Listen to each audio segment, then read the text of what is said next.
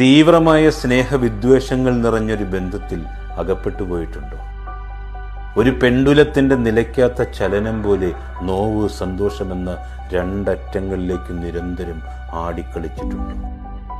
എല്ലാറ്റിനും ഒടുവിൽ സ്നേഹം എല്ലാ പ്രതിബന്ധങ്ങളെയും ജയിക്കുമെന്ന് വ്യർത്ഥമായി മോഹിച്ചിട്ടുണ്ടോ?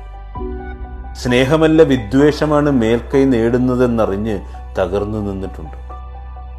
പരാജിതരായി എവിടേക്കെങ്കിലും ഓടി രക്ഷപ്പെടാൻ പോകുമ്പോൾ ശേഷിപ്പുകളൊക്കെ വാരിക്കൂട്ടുമ്പോൾ എടുക്കാൻ ഒന്നുമില്ലെന്നറിഞ്ഞ് പൊടിഞ്ഞും മുറിഞ്ഞു പോയിട്ടുണ്ടോ?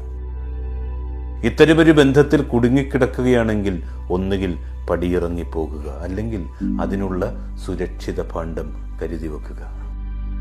രണ്ടിലൊന്ന് ചെയ്തില്ലെങ്കിൽ ജീവിതത്തിലെ ഏറ്റവും ദുർബലമായ ഒരു ഘട്ടത്തിൽ നമ്മളൊക്കെ തിരിച്ചറിയും ഈ ലോകത്ത് ഏറ്റവും ഏകാകിയും ഏറ്റവും വിഡ്ഢിയാക്കപ്പെടുന്നതും നമ്മളാണ്.